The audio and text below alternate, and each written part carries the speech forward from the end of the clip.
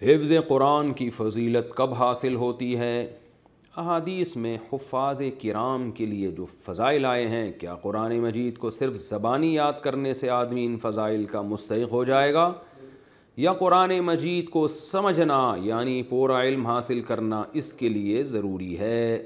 زبیر صاحب راولپنڈی سے، دیکھیے جو حفظ کی فضیلت ہے وہ تو صرف زبانی یاد کرنے سے ہی حاصل ہو جائے گی، لیکن حدیث میں کچھ فضیلت ایسی ہے جو قرآن کا علم رکھتے ہیں، تو علم جتنا زیادہ ہوگا اتنی زیادہ فضیلت کا وہ آدمی مستحق ہوگا۔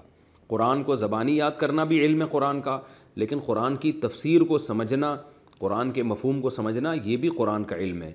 تو صاحب قرآن جو آتا ہے نا حدیث میں کہ صاحب قرآن کو یہ نعمتیں دی جائیں گی، تو اس سے مراد حفظ بھی اس میں داخل ہے، اور اس سے مراد جو تفسیر جانتے ہیں قرآن کی وہ بھی اس میں داخل ہیں۔ تو دونوں طرح سے علم حاصل کریں، جتنا زیادہ قرآن کا علم ہوگا اتنی زیادہ آپ فضیلت کے مستحق ہوں گے۔ البتہ حفظ کی جو الگ سے فضیلت وارد ہوئی ہے وہ حفظ ہی کرنے سے حاصل ہوگی، وہ سمجھنے سے اور زیادہ حاصل ہوگی فضیلت، لیکن حفظ کی پوری فضیلت صرف زبانی یاد کرنے سے بھی انشاءاللہ حاصل ہو جائے گی۔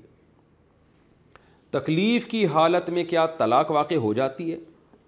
عجیب، شوہر کی داڑھ میں شدید درد تھا، اگر اس نے ایسی حالت میں طلاق کا لفظ بولا تو کیا طلاق ہو جائے گی؟ اگر اس نے پہلی دفعہ بولا کہ تجھے طلاق دیتا ہوں اور پھر تجھے نہیں بولا، صرف یہ بولا کہ طلاق دیتا ہوں، تو اس میں ایک طلاق ہوتی ہے یا تین ہوتی ہے؟ تینوں طلاقیں واقع ہو جائیں گی۔ پہلی دفعہ بولا تجھے طلاق دیتا ہوں، پھر بولا طلاق دیتا ہوں، تو مراد یہی ہے تجھے دے رہا ہوں۔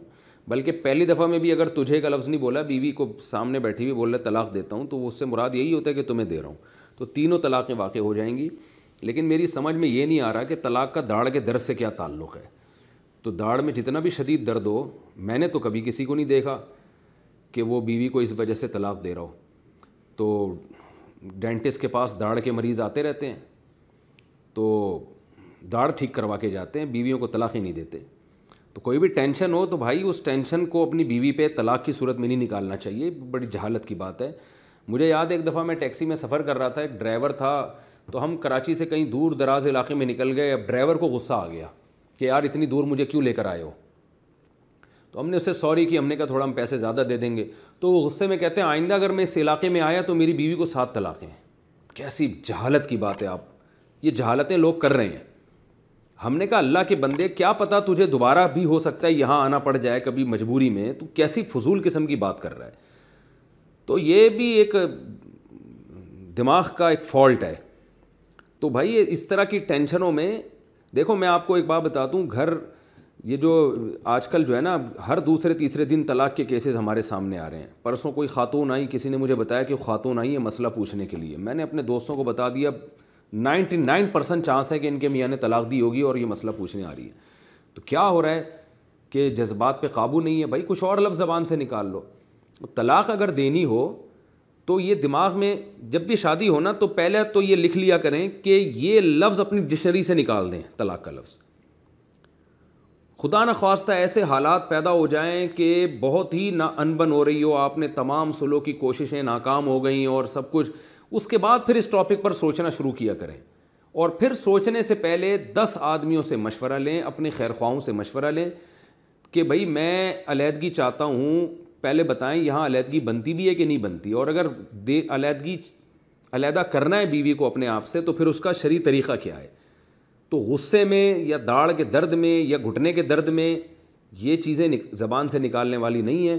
99% لوگ وہ ہیں جو طلاق دینے کے بعد شرمندہ ہوتے ہیں کہ ہم نے کیا کیا۔ میرے پاس رمضان میں آئے ہیں لوگ، رو رہے ہیں، جوان ابھی شادی کو 2 مہینے ہوئے ہیں اور دھڑ دھڑ دھڑ ذرا سی بات پہ طلاقیں نکال دی، ان پہ ہمیں ترس آ رہا ہوتا ہے ان کے رونے کو دیکھ کر۔ تو کیوں زبان پہ ایک ایسی چیز لے کر آ رہے ہو بھائی؟ کچھ اور اچھا کام کر لیا کرو، کچھ اور اچھی بات زبان سے نکال لیا کرو۔ تو ڈیورس کا جو لفظ ہے، طلاق کا جو لفظ ہے، اس کو اپنی ڈکشنری سے نکالیں اور یہ فیصلہ کریں کہ اگر زندگی کے کسی موڑ پہ یہ کام کرنا پڑ بھی گیا تو غصے میں تو سوال ہی پیدا نہیں ہوتا، کرنا ہی نہیں۔ کچھ بھی کر لیں، غصے میں اپنا سر پھوڑ دے انسان، وہ جڑ سکتا ہے، ایلفی سے بھی جڑ جاتا ہے، سمت بانڈ سے بھی جڑ جاتا ہے سر وہ، اور ڈاکٹر بھی جوڑ دیتے ہیں اس کو۔ لیکن ڈیورس کے لفظ میں اسلام نے ریورس گیئر نہیں رکھا ہے، یہ نکل گیا تو نکل گیا زبان سے۔ اب اسلام کو آپ تبدیل نہیں کر سکتے، اپنے آپ کو آپ چینج کر سکتے ہو۔ تو اپنے ہاتھ پر رحم کریں. پھر ایک نصیحت کر رہا ہوں کہ جب یہ لفظ زبان سے استعمال کرنا ہو تو تہیہ کریں کہ غصے میں نہیں کرنا, اور جب تک بھرپور طریقے سے مشورہ نہ ہو, تمیز سے, عزت سے, احترام سے جو یہ کام کیا جائے اور اس کے نتائج دیکھے جائیں. اور اکٹھی 3 طلاقیں دینا تو ویسے بھی جائز نہیں ہے.